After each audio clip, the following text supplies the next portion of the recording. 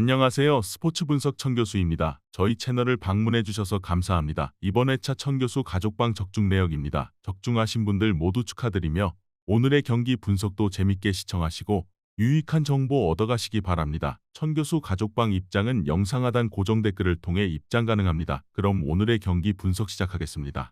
7월 30일 U23 축구올림픽 6경기 분석 시작하겠습니다. 첫 번째로 미국 대 기니 경기 알아보겠습니다.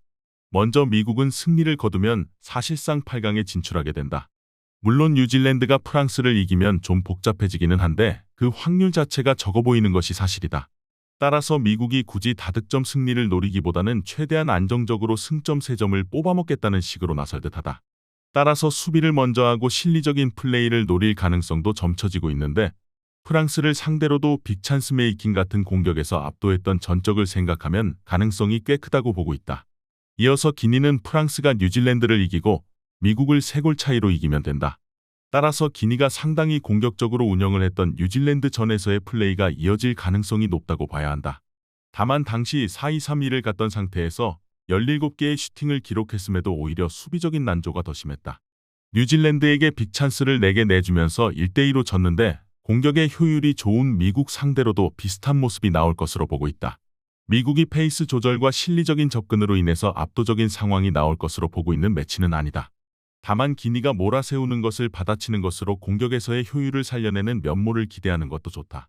기니가 대체적으로 공격력이 필요한 상황이긴 하나 반동으로 수비적인 난조가 심해지는 것은 어쩔 수 없다. 이번 경기 미국 승을 추천합니다. 핸디 언어버 및 최종 조합은 고정 댓글 링크를 통해 가족방에서 확인해주세요. 두 번째로 스페인 대 이집트 경기 알아보겠습니다. 먼저 스페인의 8강 진출은 2경기 만에 확정이 되었다. 일단 엔트리 자체가 압도적인 상황이기도 했고 고메스가 측면에서 보여주는 능력은 올림픽 대표 레벨에서는 압도적인 수준이라고 봐야 한다.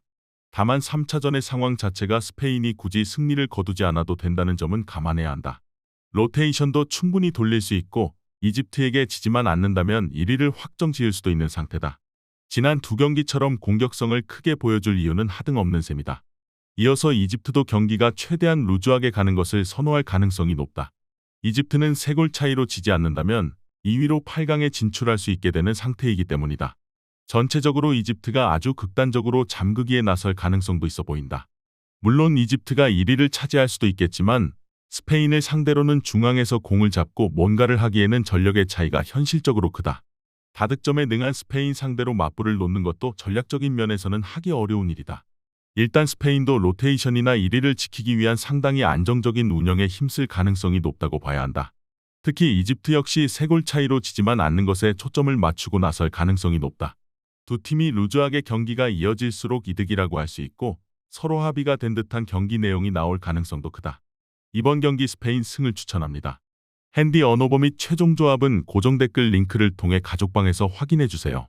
경기 분석 잘 보고 오셨나요? 다음 경기 분석 보시기 전에 천교수 가족방 입장하시는 법 안내해드리도록 하겠습니다. 첫 번째로 영상 하단 댓글을 클릭해주세요. 두 번째로 링크를 클릭하신 후 세 번째로 채팅 참여하기 클릭하셔서 문의 주시고 답장 기다려주시면 됩니다. 남은 영상 유익한 정보 얻어가시길 바라며 이어서 다음 경기 분석 시작하겠습니다. 세 번째로 우크라이나 대 아르헨티나 경기 알아보겠습니다.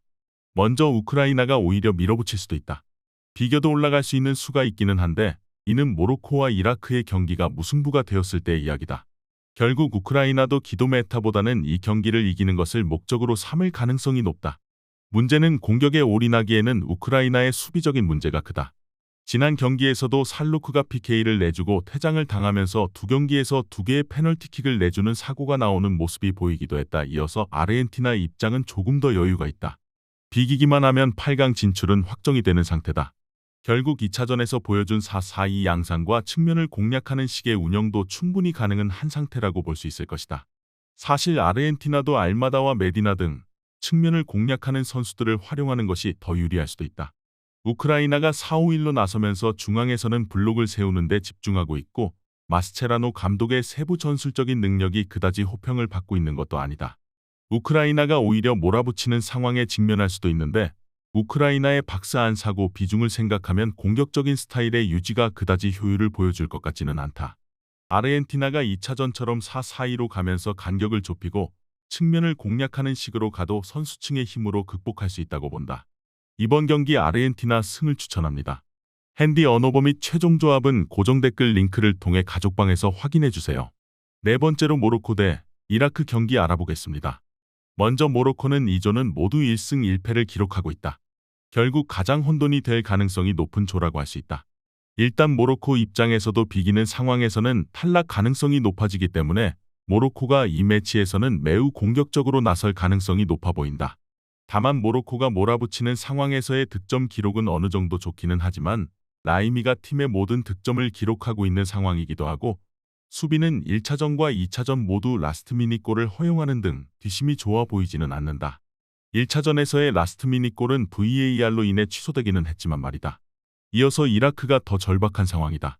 이라크는 비기기만 해도 탈락하는 상황에 직면하기 때문이다. 결국 이라크도 유일한 경우에 수인 이기면 올라간다를 실천하기 위해서 매우 공격적으로 플레이를 할 가능성이 아주 높다고 할 수 있겠다. 일단 라인이 내려가는 상황에서도 모든 경기에서 득점을 기록하고 있는데 자심이나 후세인이 보여주는 효율이 매우 좋다. 아르헨티나 전에서는 6개의 슈팅만 기록했음에도 3개를 유효 슈팅으로 이어가는 모습을 보여주기도 했다. 이 경기에서 모두 이기면 올라가는 상황인데 이 때문에 두 팀이 모두 공격적으로 플레이를 하게 될 가능성이 아주 높다.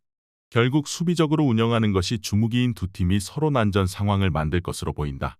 모로코가 전체적으로 몰아붙인다고 하더라도 수비적으로 좋아 보이는 상태는 아니지만 점유율을 통해 근소하게 우위를 점할 것으로 보인다.